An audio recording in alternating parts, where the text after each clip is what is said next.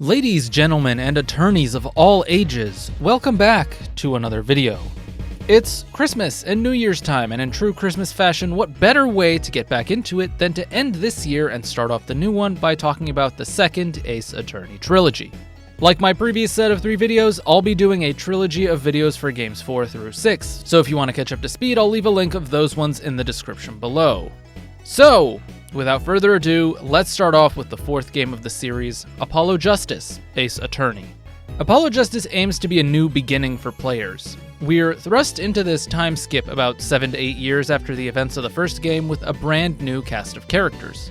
From what I can see, this game is controversial among most people in the community, and many dislike the game for tearing us away from the cast we've all grown to know and love.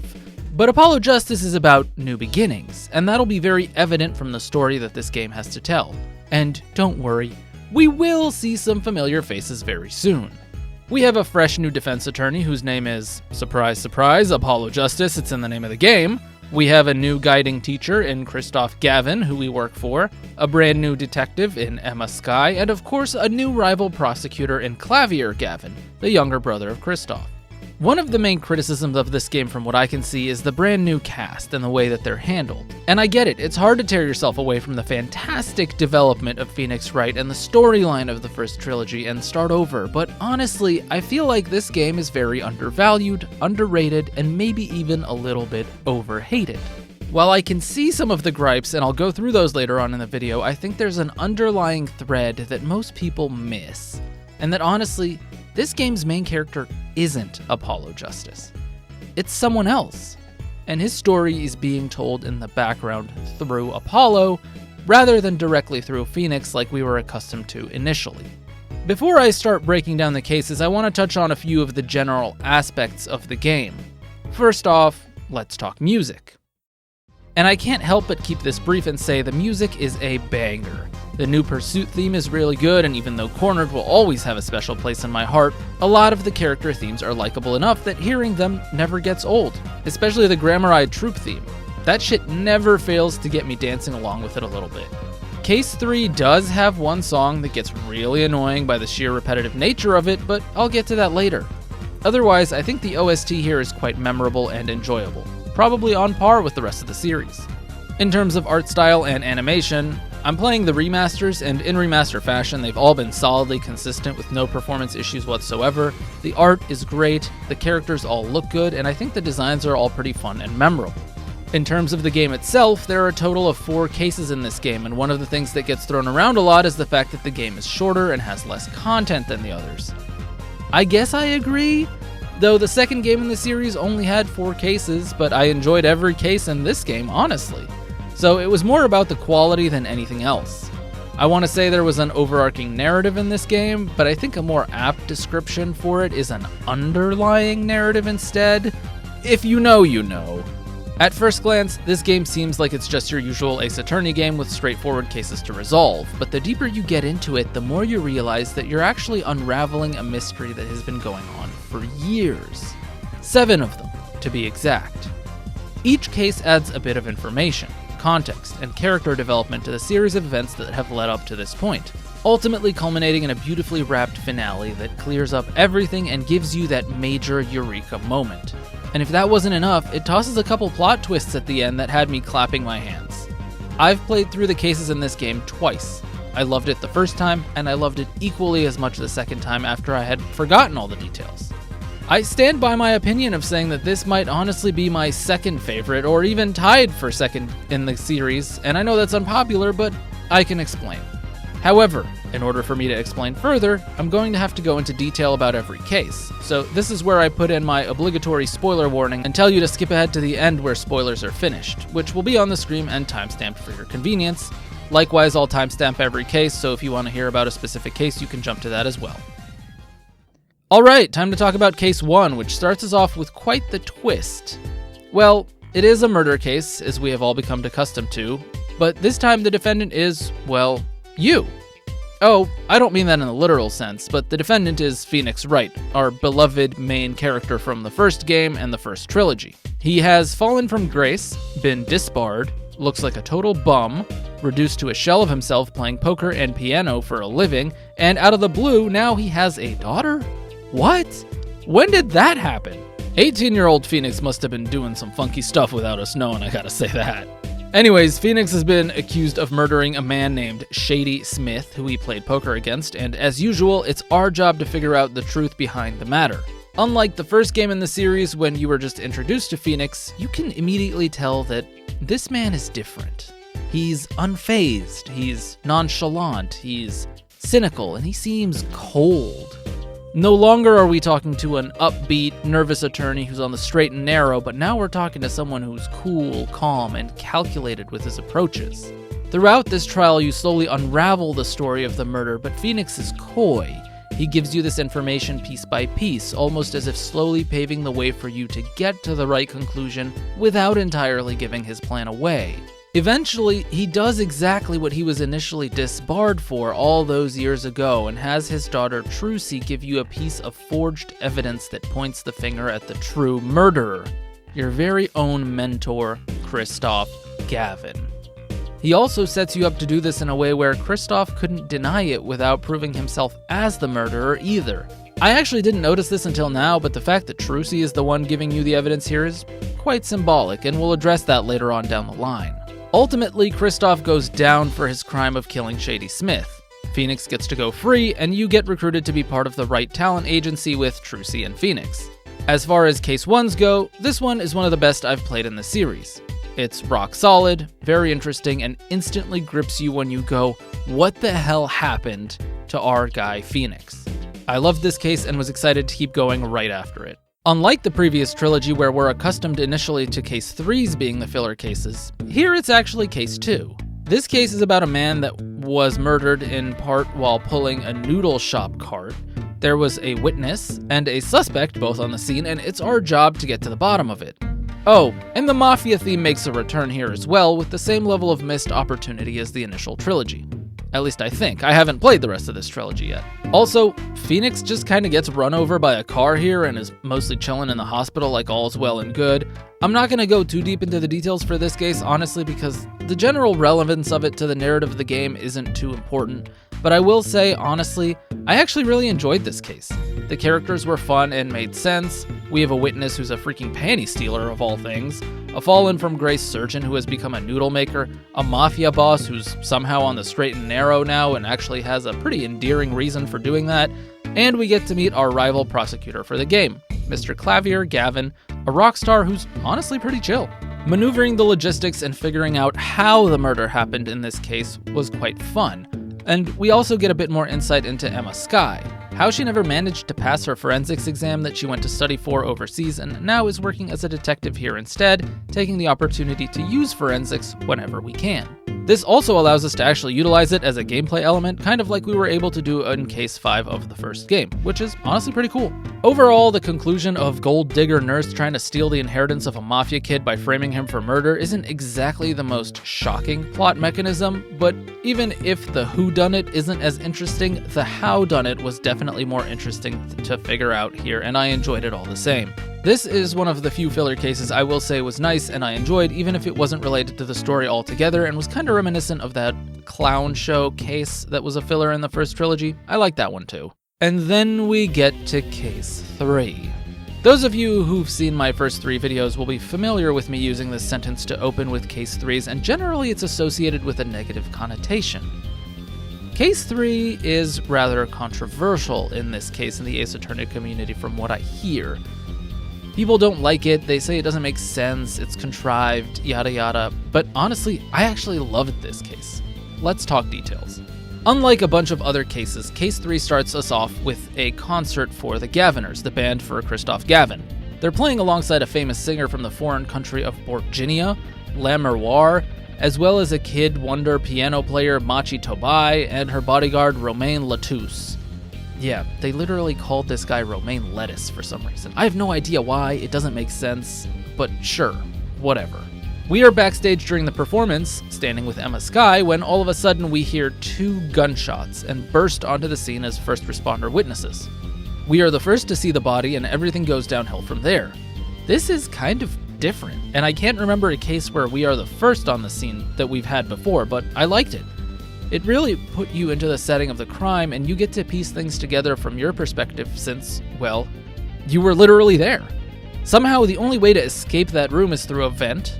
The blind piano-playing kid gets blamed for a murder done with a .45 caliber gun that he couldn't even shoot without hurting himself. I can see why people take issue with this case, because the logic doesn't really add up. But again, it's more about who did do this than who is blamed. Over the course of this case, we run into a bunch of characters that were all in and out of the area. Clavier is there because, of course, it's his concert. Lamoureux, the singer. Machi is our defendant. Emma, who is very annoying in this case because she keeps eating snacks. And then there's also a random magician by the name of Valant Grammari, who will end up being very important later on. This case has us going around in circles a lot, and hearing the song and video of Lamoureux singing and vanishing on stage over and over and over again gets really old, especially towards the end of the case where you see it like 8 times back to back to back. But let me talk about why I enjoyed this case without fully mentioning every little detail. You see, the murderer here is so obvious by exclusion. The weapon is a massive heavy gun that can only be fired by a large man. The only large man is dead, and the only other men around are the magician and another investigator who's part of the troupe. It doesn't feel like it's the magician, and so it's definitely Shark Boy investigator Darian Crescend. I knew it from when we first started investigating, but in the back of my mind it was always about how it was done, considering he had an alibi. Figuring that out, and realizing that the murder and what we heard were 2 separate instances that were being framed as one, was honestly pretty impressive. But the murder was sloppy, evidence was left behind that felt amateurish, and I really don't get how you place a lighter and some firecrackers at the scene of the crime and you, as an investigator who should know better, leaves them there for the attorney to find on the next day. I get it, there are some weird moments, but I want to look back at it retrospectively. Yeah, it has its issues, but what I appreciated more was the fact that this was all purely done out of greed. And greed leads to corruption, even in the position of a chief justice trying to do whatever he can to save his son from an incurable disease. I thought it was also interesting that we had to flip-flop positions of figuring out how it was being done because our defendant went from being blind and not understanding English to being able to see and speak English and being an accomplice in a smuggling ring and murder, as well as our singer ending up being the blind one with amnesia of her past. The change in perspective might be a little bit forced here, but it does make you shift the way you analyze the case and look at it differently, and I enjoyed that. In the end, our murderer gets exposed and gets what's coming for him, but this isn't the end of the Grammari troupe or Lamoureux. They'll be back. The last case in this game is a doozy, literally. On the surface, it seems like just a regular murder case, but it goes far, far deeper than that. There are a lot of moving pieces here, and I don't know if I can really do it justice, but I'll try my best to not make it appalling. Sorry, that was terrible. I know, I just had to say it. In any case, we're in the present day, and a man has been poisoned to death. He took one gulp of his coffee and in an instant was gone from this world. His daughter has been accused of killing him as she was the one who brought him the coffee from which he drank. However, this case has a bit of a twist. As we're told at the start, there's a new system called the juror system that's being brought into this case. And the one leading that is our main man, Phoenix Wright. Before, the judge would make the ruling, and that was that. Now they're doing a modern-day jury that'll vote on the verdict either way, so it's our job to convince them who's guilty, regardless of whether or not we have definitive proof. And this is very important at the end of the case. What's crazy about this trial is that over the course of it, we realize that this murder has been cooking for a while. 7 years, in fact. And what else happened 7 years ago? That's right, our lovable friend Phoenix here lost his license as a lawyer back then, and specifically in a case that was connected to this one. You see, the case that Phoenix was leading was one revolving around the very popular Grammari troupe. And if that sounds familiar to you, it's because our yellow magician friend from that last case is the last remaining member of 4 people who were part of that group back then. Initially, there was the big boss himself, Magnifi, the 2 partners, Zach and Valant, and their lovely assistant Thalassa, who is both Zach's wife and Magnifi's daughter. They go on to explain that a massive accident happened, resulting in the disappearance of Thalassa. And then, ultimately, when Magnifi was on his deathbed, he met with both of his pupils to decide who the next inheritor was. After both meetings, he was found dead in a hospital room with a shot to the head, and we embark on an investigative sequence into the past to try and figure out this murder and how it's connected to our current one.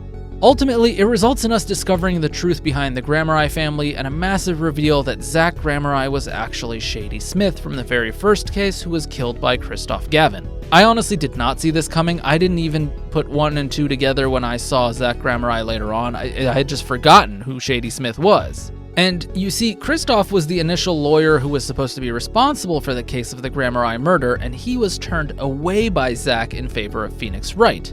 And this probably hurt his ego a little bit. As a result of this, he presented Phoenix with a forged piece of evidence that he would go on to use in the trial, while simultaneously tipping off his brother Clavier, who was the prosecutor of that same trial, that Phoenix would use forged evidence. This would directly cause Phoenix to lose the case when it is exposed, Zach Grammari would vanish from existence, and he would leave behind his daughter Trucy for Phoenix to care for. As a result of all this, Christoph would continue on to be majorly successful, but he had one lingering skeleton in his closet, the person who had created the forgery. So he decided to kill them so they could never expose his lie.